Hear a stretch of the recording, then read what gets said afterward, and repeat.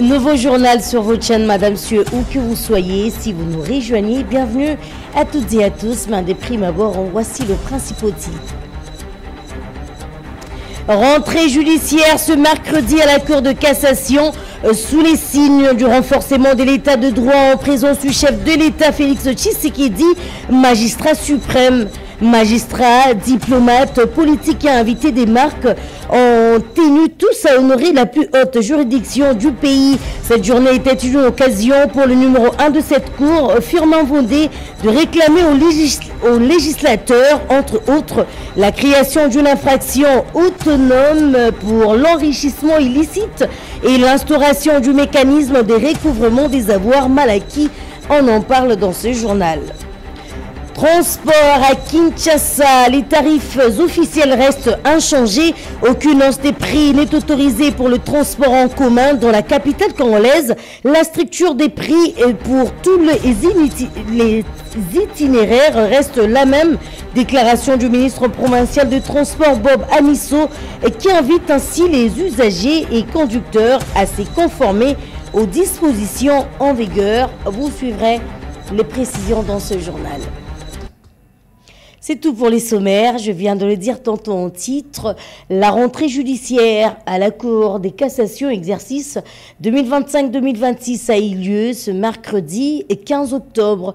L'audience solennelle marquant cette rentrée a été ouverte au Palais du Peuple devant le président de la République Félix Tshisekedi, magistrat suprême. Dans sa mercuriale, les procureurs généraux près la Cour des cassations, Firmin Vondé, a sollicité aux législateurs congolais d'ériger l'enrichissement illicite en une infraction autonome en vue de permettre aux magistrats du parquet de disposer des moyens légaux pour réprimer justement les auteurs de ces faits. À noter que Firmin Vondé a recommandé également que la loi intègre un mécanisme des recouvrements des avoirs illicites et a tracé les grandes orientations de l'année judiciaire, notamment en matière de justice transitionnelle et des luttes contre l'impunité. Nous y reviendrons avec force et détails dans nos prochaines interventions. Et en sport, le président de la République, Félix-Antoine Tshisekedi, a assisté mardi 14 octobre dernier dans la soirée au stade de Martyrs de la Pentecôte à la victoire des Léopards Football de la République démocratique du Congo devant les Crocodiles du Soudan sur un score étriqué d'1-0 dans une rencontre qui s'inscrit dans les cadres de la 10e et dernière journée des éliminatoires du Mondial 2026. Moïse Makoro nous fait revivre ce qui s'est passé mardi dernier dans la soirée à travers ces images. Intéressante des Léopards avec Théo Bongonda, la frappe de Théo. Quelle fusée! Poussé par la présence du chef de l'État au stade de Martyrs, les fauves congolais ont bataillé pour disposer des crocodiles du Nil et espérer une dernière chance de la qualification comme barragiste.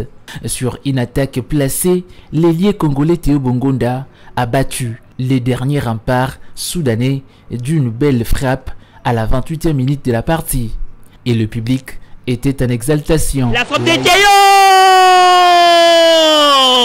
En seconde partie, malgré le changement opéré par le technicien français, ce score restera intact jusqu'au coup de sifflet final. C'est fait, l'équipe nationale de la RDC figure parmi les barragistes du continent africain qui devront s'affronter dès le mois de novembre au Maroc, première étape de ces barrages.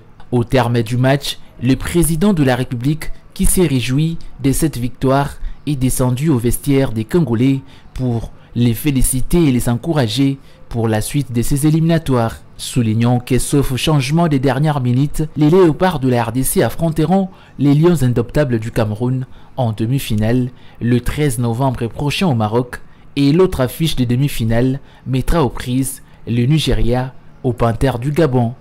La finale, quant à elle, se jouera le 16 novembre prochain. Le vainqueur de ces mini-tournois sera qualifié pour disputer le barrage intercontinentaux. Tout à fait autre chose à présent, les cadres du renforcement de la coopération humanitaire en République démocratique du Congo, la ministre d'État en charge des Affaires sociales Action humanitaire et solidarité nationale F. Bazaïba a reçu lundi dernier dans son cabinet de travail une délégation de haut niveau des l'UNFPA. Les échanges ont porté sur les priorités humanitaires du gouvernement congolais, en particulier face à la situation critique qui prévaut dans l'est du pays, ainsi que sur le moyen d'intensifier la collaboration autour des questions de santé maternelle et des protections de femmes, mais aussi des luttes contre les violences basées sur les genres. Reportage signé Amoro Sandemia.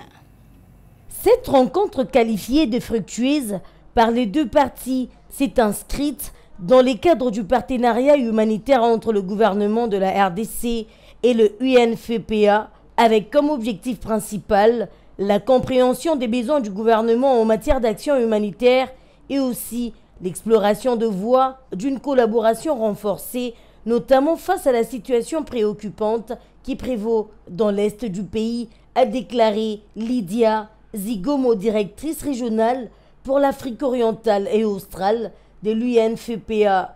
La directrice régionale était accompagnée d'Eshoko Arakaki, directrice des interventions humanitaires de l'UNFPA, venue évaluer personnellement la situation sur terrain et identifier les formes d'appui le plus adaptées. Présente depuis de nombreuses années en RDC, l'UNFPA mène des activités dans plusieurs secteurs liés à la santé maternelle, à la protection des femmes et des jeunes filles, à la planification familiale et à la lutte contre les violences basées sur le genre. L'agence dispose d'antennes à travers le pays afin de répondre efficacement aux besoins spécifiques des populations vulnérables. Au cours de cet entretien avec la patronne des affaires sociales, action humanitaire et solidarité nationale, F. Bazaïba Massoudi, dans son cabinet de travail, les discussions ont également porté sur les bonnes pratiques déjà mises en œuvre par le gouvernement congolais, telles que les cliniques mobiles pour les sages-femmes que l'UNFPA souhaite appuyer et renforcer. L'on note que la question de violences sexuelles basées sur le genre a également été au cœur des échanges, un sujet que la ministre d'État en charge des Affaires sociales, F. Bazaïba, a abordé avec une profonde sensibilité. Les deux parties ont réaffirmé leur engagement à poursuivre les efforts conjoints pour éradiquer ces violences et améliorer les conditions des femmes dans les zones touchées par les crises humanitaires. Tout à fait autre chose à présent. Dans son intervention à l'ouverture du Forum économique et d'investissement RDC-USA, les ministres du commerce extérieur congolais mais les investisseurs américains d'accord. Julien Paluku Kaongia a expliqué les opportunités et vanté les potentiels d'Henri Gorge, la RDC qui présente comme une république des affaires, de l'agriculture à la technologie jusqu'aux infrastructures. La République démocratique du Congo est une destination de choix car elle offre différentes facilités à travers son code des investissements et son régime des zones économiques spéciales. Paul Senga dans ce reportage rendu par Joël Ochudiema. La RDC est une république des affaires, une république des opportunités et une république où logent les milliards de dollars américains. Chers investisseurs américains, venez développer l'agriculture avec la RDC qui dispose de 80 millions d'hectares de terres arables, l'énergie avec un potentiel de 100 000 mégawatts, les infrastructures avec 153 000 kilomètres à construire, une centaine de ports, des aéroports, des chemins de fer, mais aussi dispose des minerais stratégiques qui entrent dans la fabrication des batteries et véhicules électriques dans le cadre de la lutte contre les réchauffements climatiques.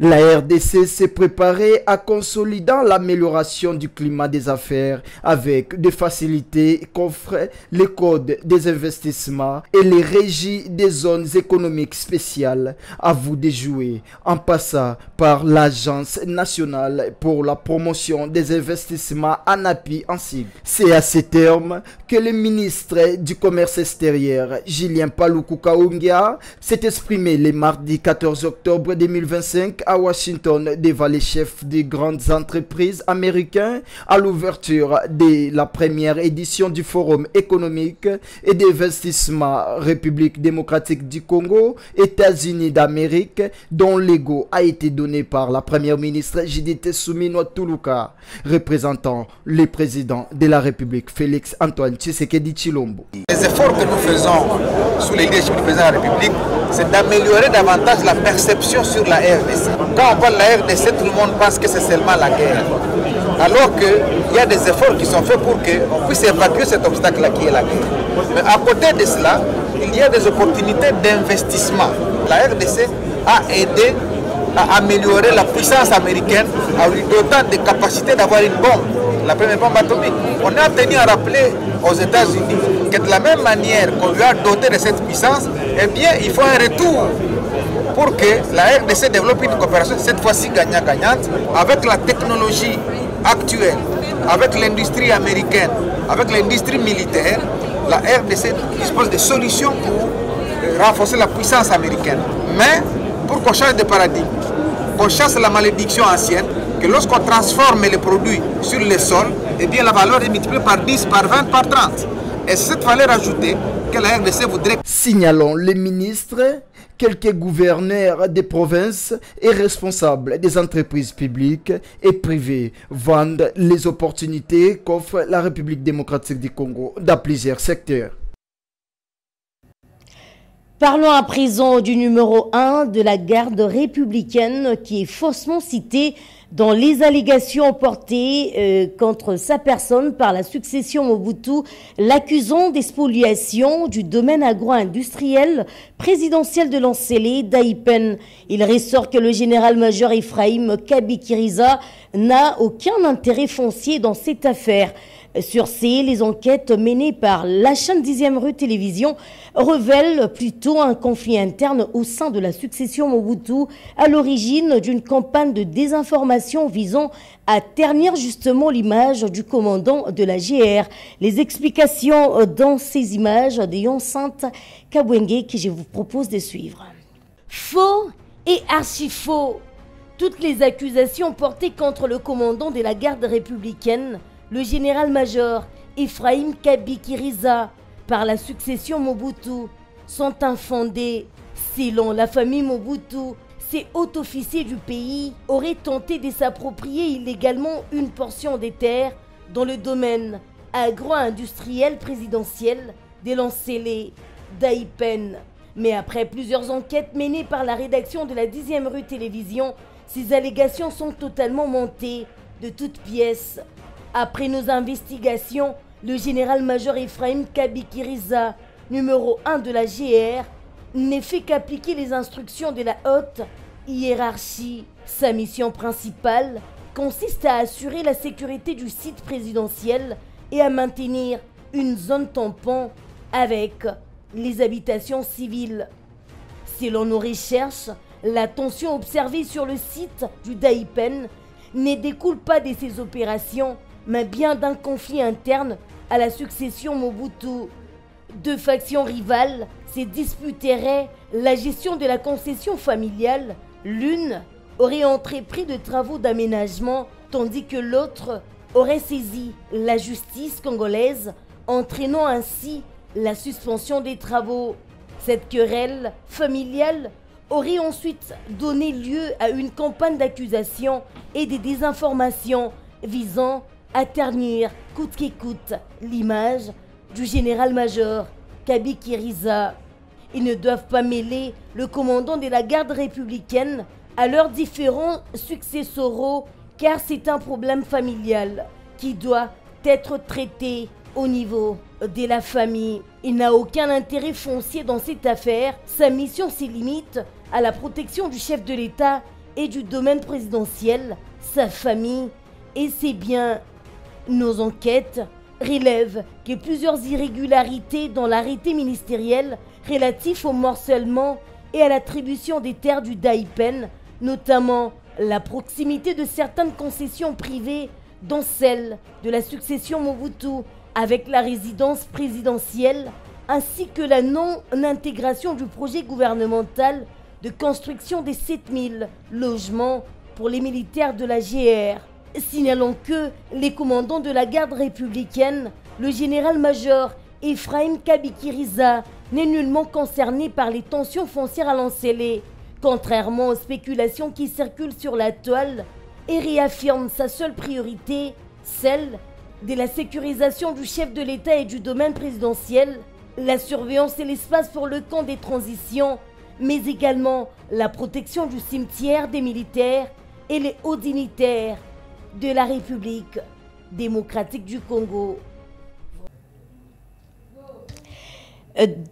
De l'autre côté, les gouverneurs de la ville-province de Kinshasa, Daniel Bumba Lubaki, a lancé mardi 14 octobre dernier le travaux de construction et de modernisation des terrains Zalman et Bandalungwa PLC dans la commune de Lingwala et de Siwabanza à Kimbanseke. Ce projet est une réponse aux exigences de la Fédération de football association appuyée par la France en vue de promouvoir la pratique sportive dans la ville-province de Kinshasa. D'état à suivre dans cet élément réalisé par Antimos Mundukumbu. Ces chantiers font partie du programme de réhabilitation des 5 terrains multisports pour le mettre aux normes de la Fédération internationale de football association FIFA en sigle. Appuyé par la France par le biais de l'Agence française de développement, le but de ces projets est de promouvoir la pratique sportive dans toutes les couches de la population en dotant la capitale des infrastructures de qualité avec une attention accrue d'inciter les jeunes filles à pratiquer les sports dans les meilleures conditions. L'autorité urbaine était accompagnée de l'ambassadeur de France en RDC, Rémi Maréchaux, et des membres de l'exécutif provincial, notamment le ministre des Infrastructures et Travaux Publics Alain Chilungu, ainsi que celui du budget Jésus Noël Tchéké. Dans son propos, lors du lancement des travaux à Bandal, le premier citoyen a invité le jeune à accompagner ces travaux qui visent à renforcer l'élan de développement de la capitale congolaise et de l'épanouissement de la jeunesse congolaise. Conformément à la vision du chef de l'État Félix Antoine Tshisekedi et au programme Kinshasa Ezobonga. Chaque site sera aménagé sur une surface de 45 mètres de largeur et 90 mètres de longueur et des vestiaires, des installations sanitaires, des studios d'enregistrement, des pistes d'athlétisme et des espaces pour pratiquer les arts martiaux. La durée des travaux est de 8 mois pour les terrains Allemagne à Bandal et de 12 mois pour PLC à Lingwala. D'autres terrains concernés par ces travaux de modernisation sont notamment Sedentele, de Siwambanza à Kimbanseke et de Kisenso. Le gouverneur Daniel Bumba Lubaki a bouclé sa ronde sur l'avenue Kigoma où il a visité les travaux de réhabilitation de cette artère déjà bétonnée entre les avenues Mouchi à Lingwala et Wangata dans la commune de Kinshasa. Justice, en cette édition du journal, le magistrat nouvellement nommé par ordonnance présidentielle vont bientôt percevoir leur rémunération. Dans un communiqué rendu public mardi 14 octobre dernier, le Conseil supérieur de la magistrature a annoncé que les opérations d'enregistrement auprès de la banque débuteront jeudi 16 octobre prochain à 9h30 à l'Institut national des arts INA, où tous les nouveaux magistrats sont donc invités à s'y présenter. Joël Ochudiema dans ce communiqué. Le Conseil supérieur de la magistrature a annoncé à travers un communiqué signé par son secrétaire permanent l'ouverture des comptes salariaux des nouveaux magistrats nommés par les ordonnances du 28 mars 2025. Selon les documents, cette opération se déroulera le jeudi 16 octobre 2025 à 9h30 à l'Institut national des arts INA en sigle, situé sur le boulevard Triomphal en face du Palais du Peuple. La Raobank a été désignée pour procéder à l'ouverture des comptes à travers 5 agences installées. Pour faciliter l'organisation, les magistrats sont répartis comme suit. Des 1 à 500, agence des ronds-points Gaba. Des 501 à 1000, agence des Matete. De 1001 à 1500, agence de Victoire. De 1501 à 2000, agence Lumété. De 2001 à 2500, agence Willery. Les magistrats affectés dans les provinces sont quant à eux invités à se présenter dans le guichet de la Raobank le plus proche de leur résidence. Le communiqué précise que chaque magistrat devra se munir de 2 photos passeports ainsi que d'une pièce d'identité valide, carte d'électeur, passeport ou permis de conduire. Cette mesure prise sous l'instruction du président du Conseil supérieur de la magistrature, Dieudonné Kamouleta Badibanga, s'inscrit dans le cadre de la mise en œuvre des ordonnances d'organisation judiciaire, marquant une nouvelle étape dans la régularisation administrative et financière des magistrats récemment nommés. Je le disais aussi dès l'entame de cette édition du journal, le ministre provincial de Transport et Mobilité Urbaine, Bob Amisso, a, dans un communiqué rendu public ce mercredi, rappelé que la grille tarifaire et itinéraires officiels pour les taxis, taxibus et bus restent inchangés dans la capitale congolaise. Ces tarifs sont ceux fixés par l'arrêté du gouverneur des provinces en date du 17 décembre 2024. Suivez. C'est un rappel du responsable des transports de la ville-province de Kinshasa aux conducteurs du taxi-bus de se conformer aux grilles tarifaires entrées en vigueur depuis décembre de l'année dernière. À titre illustratif, quelques prix et itinéraires. Il s'agit, pour tant dire, des trajets à problème où de passagers ont été contraints jusqu'à présent à payer 5 000 voire 7 000 francs congolais. Ainsi, l'itinéraire du marché central communément appelé Zando, Njili Sainte-Thérèse, Massina Petro-Congo, Delvaux, aux zones barrées, Intendance, Rond-Point Gaba est fixé désormais à 1000 francs congolais. Il faudra par contre débourser 1500 francs congolais pour joindre le marché central à partir de Kingasani-Yasuka, quartier de la commune de Kimbanseke, ou à partir de l'Upen, Kinsuka Pompage et Mboudi. Les trajets compris entre le même marché central et Matadi-Kibala coûtera désormais 2000 francs congolais. Mais il faudra tout juste payer 500 francs pour rallier Kintambo Magasin à partir du grand marché de Kinshasa. Les trajets du marché Gambela et Kinsuka Pompage Mboudi revient à 1500 francs congolais, même prix entre les 10 marchés de Kimbanseke. Il faudra débourser 1000 francs congolais pour rejoindre le rond-point Victoire à partir de Kingasani-Yasuka, d'Njili Sainte-Thérèse, du rond-point Gaba et de Kintambo Magasin. 1500 francs seront par contre exigés à tout passager empruntant les axes rond-point Victoire Kimbanseke, Victoire Upen, Victoire Campus Inikin et Victoire Kanluka. Tous les conducteurs doivent afficher à l'intérieur du véhicule le tarif itinéraires officiels de manière visible pour les passagers. Par ailleurs, le ministre provincial de transport interdit les pratiques dites demi-terrain, chambre-salon, abonné ou solo labien sont formellement interdites. Le ministre provincial ayant en charge le transport de la ville de Kinshasa met en garde: tout contrevenant s'expose à des mesures disciplinaires prévues par les articles 11 et 12 de l'arrêté officiel. Culture agricole, on en parle dans ce journal. Le commandant du service national, le lieutenant général Jean-Pierre Kassongo-Kabouik, a procédé le mardi 14 octobre dernier à l'inspection de premières pousses agricoles à Kanyama-Kassese en province du Lomami. 50 000 tonnes de maïs sont attendues pour cette saison culturelle contre 25 000 de l'année dernière.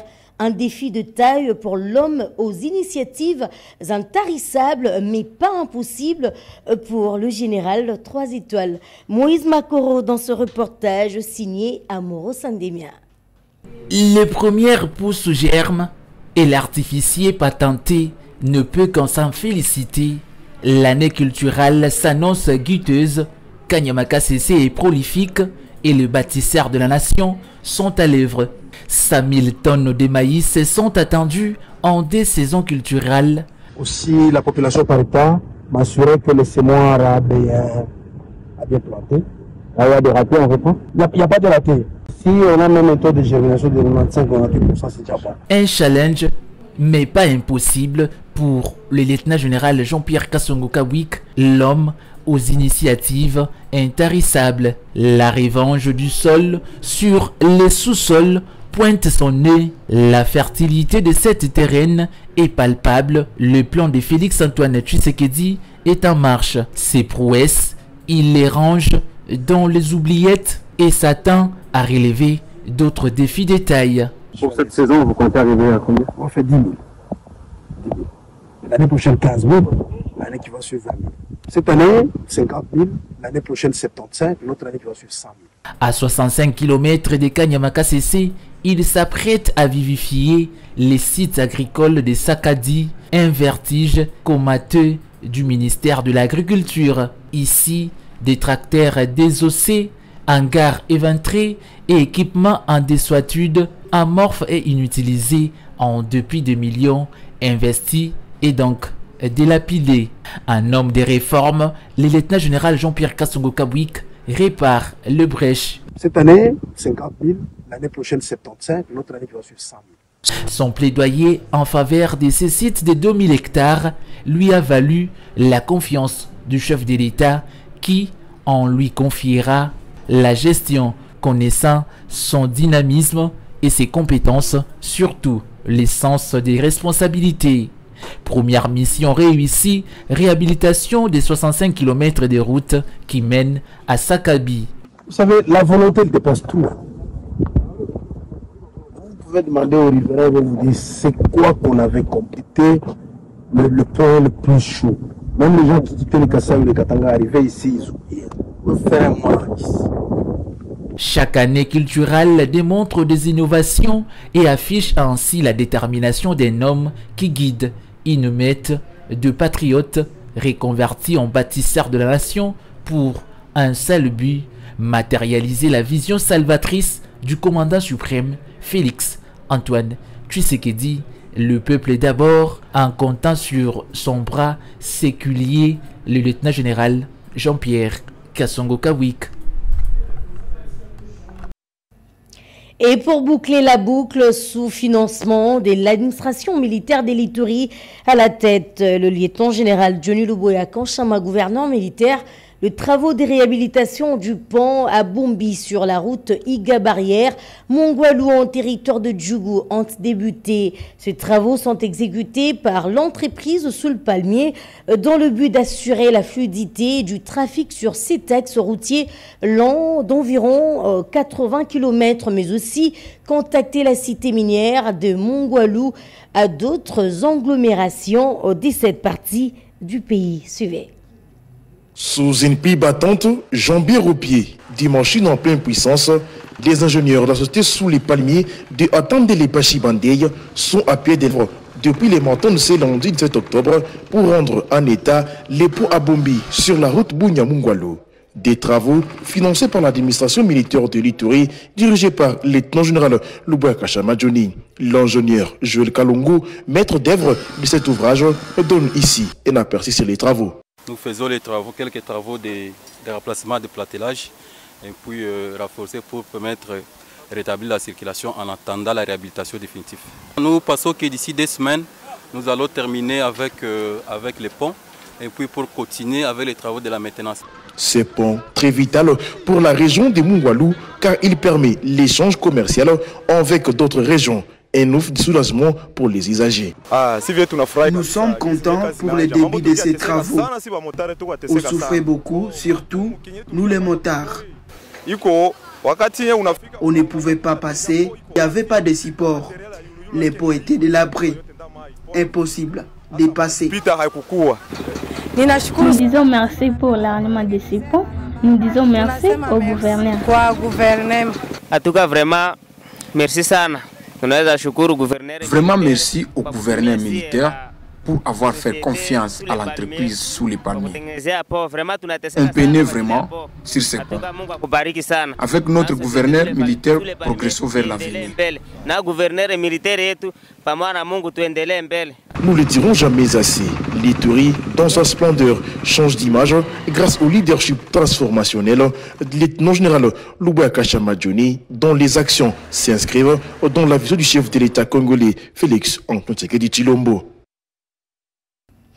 Ce journal est complètement terminé. Madame Siossi, vous nous avez pris en cours des diffusions. Avant de nous séparer, je vous rappelle les principaux titres. Nous avions parlé de la rentrée judiciaire ce mercredi à la Cour de cassation sous les signes du renforcement de l'état de droit en présence du chef de l'État Félix Tshisekedi, magistrat suprême. Magistrats, diplomates, politiques et invités des marques ont tous tenu à honorer la plus haute juridiction du pays. Cette journée était une occasion pour le numéro 1 de cette cour, Firmin Vondé, de réclamer aux législateurs, entre autres, la création d'une infraction autonome pour l'enrichissement illicite et l'instauration du mécanisme des recouvrements des avoirs mal acquis. Vous venez de suivre les précisions des manières brèves dans ce journal. Nous avions également parlé de cette information transport à Kinshasa. Les tarifs officiels demeurent inchangés. Aucune hausse de prix n'est autorisée pour le transport en commun dans la capitale congolaise. La structure des prix pour tous les itinéraires reste la même. Déclaration faite par le ministre provincial de transport Bob Amisso qui invite ainsi les usagers et conducteurs à se conformer aux dispositions en vigueur. Voilà l'essentiel de l'actualité, Madame Sieu. L'information reste en continu sur la 10e rue télévision. Vous étiez nombreux à nous suivre de partout dans le monde. Merci de votre fidélité. Au revoir. On se retrouve très prochainement avec le même plaisir.